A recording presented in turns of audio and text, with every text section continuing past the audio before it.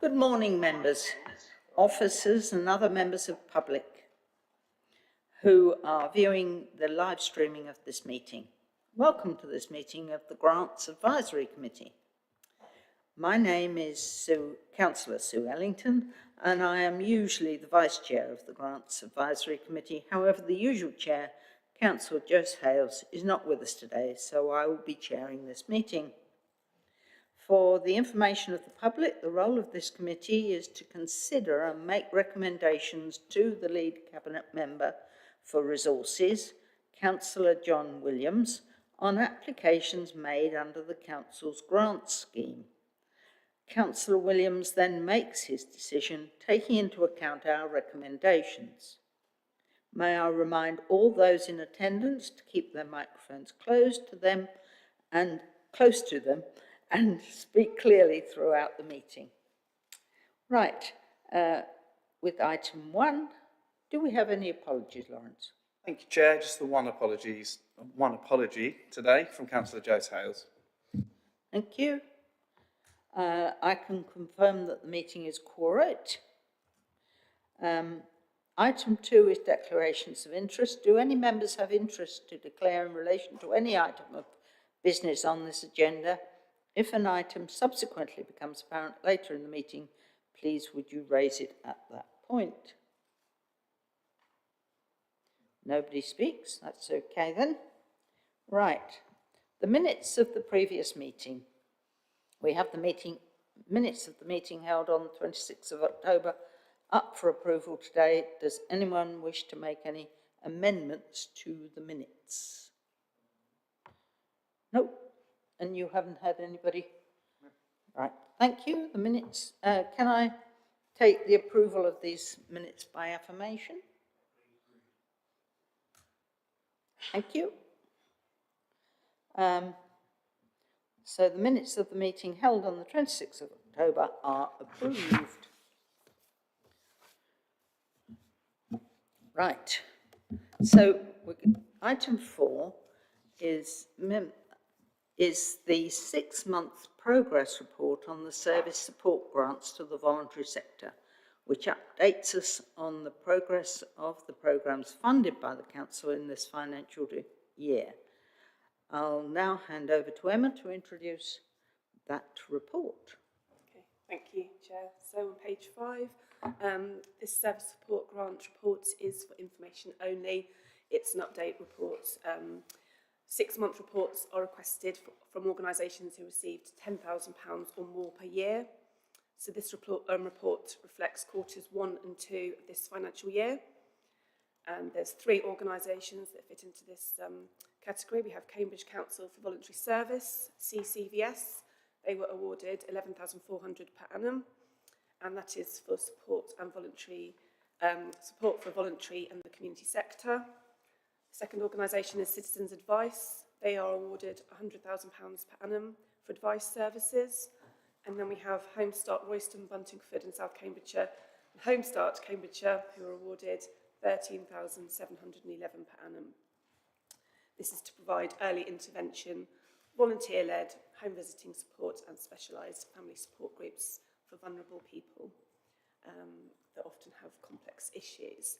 So as far as officers are concerned, all 3 organisations are on track and achieving their objectives.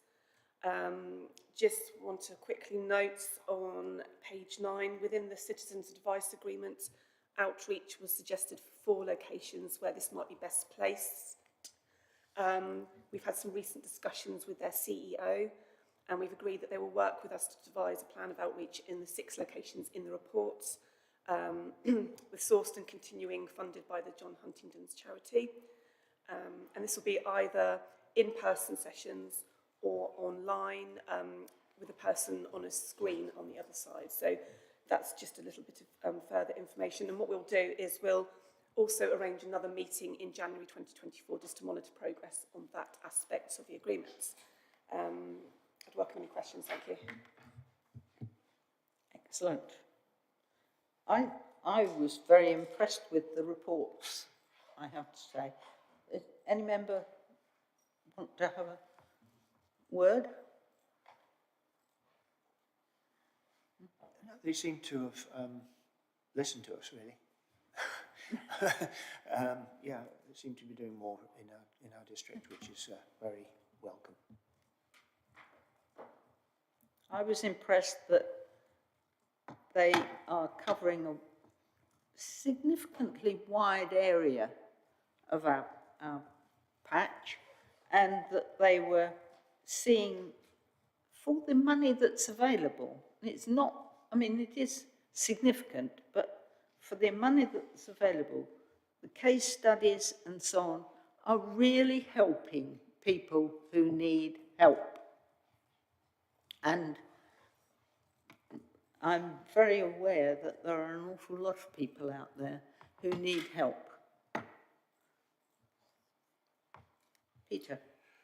Thank you, Chair. Yes, I'm always impressed with the capacity of Citizens Advice to support so many residents. I know I've sent a couple of people to them in recent weeks for advice on various matters, so that's definitely money well spent, I think.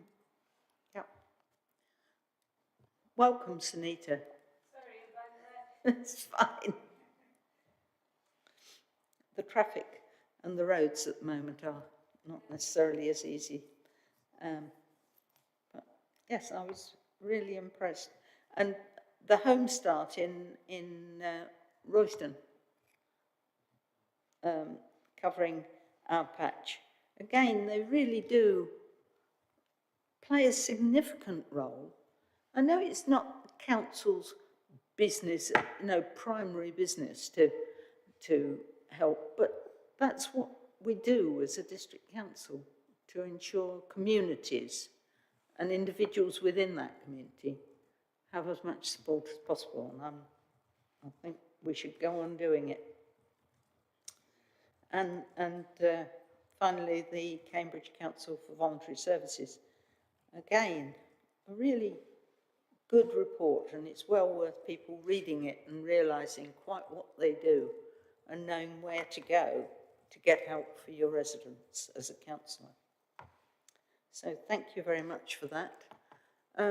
I'm a little concerned that we shouldn't move on to our decisions. Well, we will make our recommendations to him. So apologies have been received from Councillor John Williams. He's feeling unwell. So we will continue with the community chest grant funding applications, and no doubt he'll be able to look online and see what we said before he makes his decision. So, Emma, would you like to take the first one from Waterbeach and Landbeach Action for Youth? Can we just confirm that sorry, Chair, can we just confirm on the options in the report that we're happy to note the progress of the funded projects? Oh, yes, I do apologise. And by the sounds of it, we don't need to highlight any concerns for further investigation or action. No concerns from over here. No. We're agreed. Thank you. Sorry, Lawrence. Right, so moving on, Emma. Okay, thank you, Chair. Just firstly, I'd just like to mention that 2 community chest projects have not progressed as expected, and as a result, this funding has been refunded to us. That's £2,000 from Longstanton Grasshoppers Cricket Club, and that's the whole amount that came back to us, and then £360.24, which is part of the reward that went to Cogwheel Counselling. So what we've done is we've added this to the totals for the general community chest fund. This gives us an updated balance of £21,027.45. We've received 2 applications this month, totaling £4,000. Yeah, so I'll just go on to the first one, which is on page 27, which is Waterbeach and Landbeach Action for Youth. This is a free youth club benefiting 136 young people aged between 11 and 16.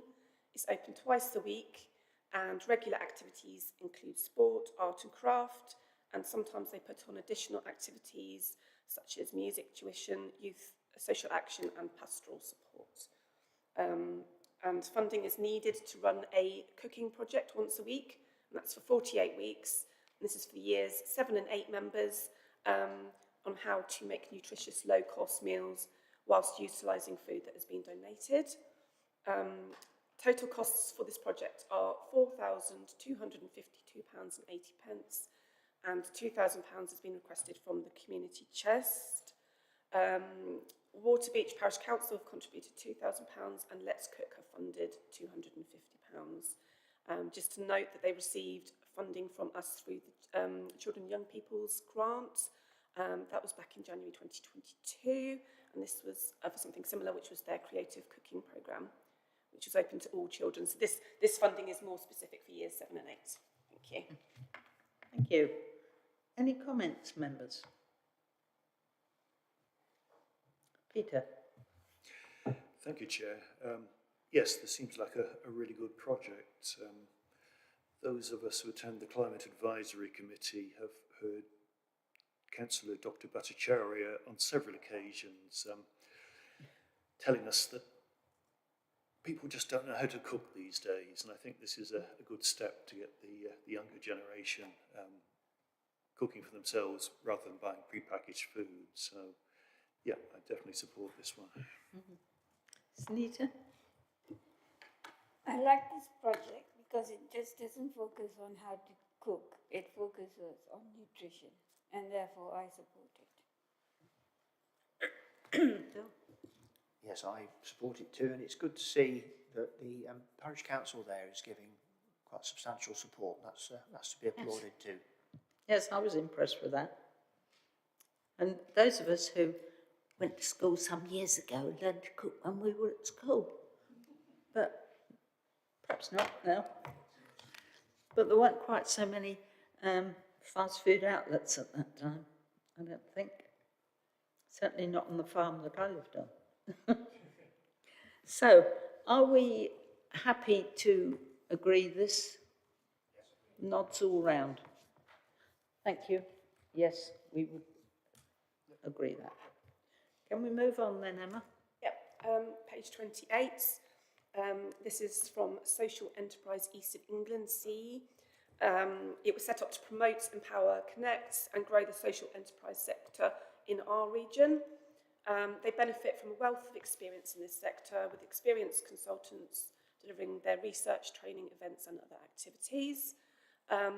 And what they'd like to do is create a supportive network of social enterprises, also with other organisations and individuals. And this would basically create businesses as well as address local social challenges. They're already in contact with some local organisations that are familiar to us, such as CCVS and Cambridgeshire Acre. And they held their first engagement event in Camborne Community Centre. That was a couple of weeks ago, which showcased businesses that are helping communities and how to support local residents in challenging times.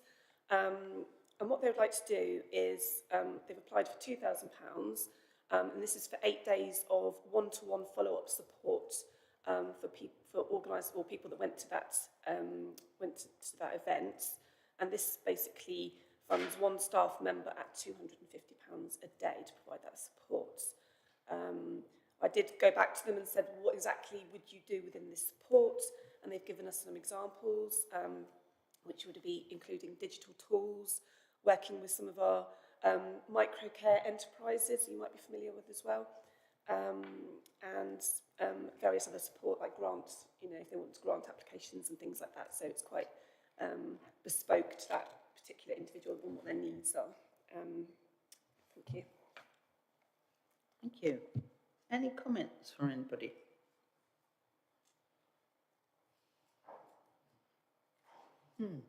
I suppose my first thought was social enterprises east of England, which seemed to be a very large area.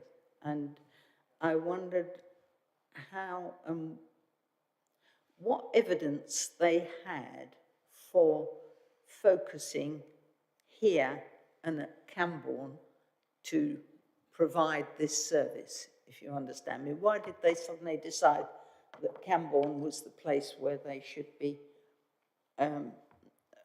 supporting and helping a community centre and getting things off the ground. And did they provide any evidence to show that it was a need? They haven't, but what I understand is that obviously this is one event that took place in the east of England, and this is what they would be doing in other areas as well. And this funding would go specifically towards organisations in South Cambridgeshire. So I could go back and find out a little bit more if you wanted me to, of course.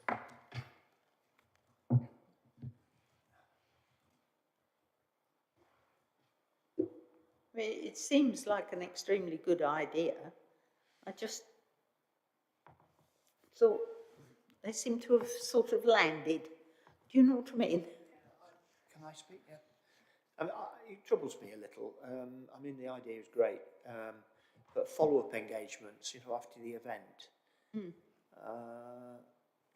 slightly concerns me. Whether or not it should have been before the event, and can we monitor what the money is used for? Is that something that's possible? I'm not sure. I remain to be convinced about this. Did we have any support from any of our councillor colleagues for this? I don't believe, Jane, I don't think, no, not on this one, because it's a general, it's not for a specific parish. So in those instances, we don't tend to do that. Peter? Yeah, I'm also sort of sitting on the fence, this one. I mean, the line I'm looking at is catering, £1,200. You can get a lot of sandwiches for that. Too right. Yeah. I think they just gave us a breakdown of everything, including what they needed for the event, but the specific funding that this would go would be that one-to-one support, that's the follow-on support.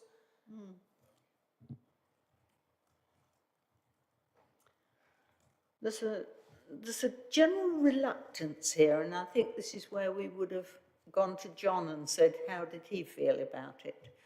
Can we leave it with us having some concerns and perhaps wanting to follow up a little bit more specifically about why they landed on Campbell and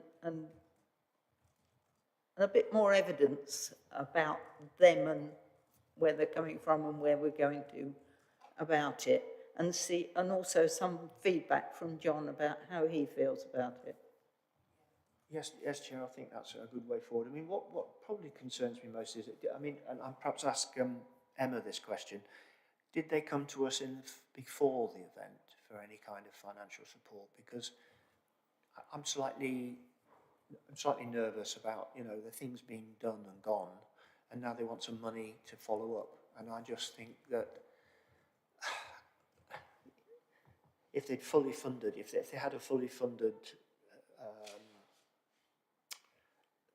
event, that would have been part of the the funding. It's just, I mean, it seems almost an afterthought. Give us some money, and I'm not comfortable with it. No, Emma. The application came in on the 3rd of November, and I believe the event was on the 14th. So it was quite. It wasn't that long before, obviously, the event. So maybe they only just found out about the community chest. I don't know the whole reason why, but it was before, but not long before. Yes. Everybody happy to defer at this time? Not a straight no, but definitely a defer. Okay. And those were just the two that we've got this week. Yes. That's one further question. Emma, you say that we had two projects that returned the money. Yes. Did they give any reasons for this, or was it just, they can't make it happen? So the Long-Stanton Grasshoppers Cricket Club, I think that was for netting, if I remember rightly, and I think they needed some permissions, and I think that was the problem. I think working with the parish council, or somebody was against it, or there was a reason why they couldn't do it. Cogwheel counselling was a small proportion, because they were awarded 1,400 and 360 came back to us. I don't know the whole reasons, why, but I think that they have continued with the project, but just a small amount had to come back. So These things happen sometimes. Sometimes Yes. they don't always. Yes. And you put in for a grant, but you also at the same time go through the process of getting permission from this, that and the other. So I can understand that.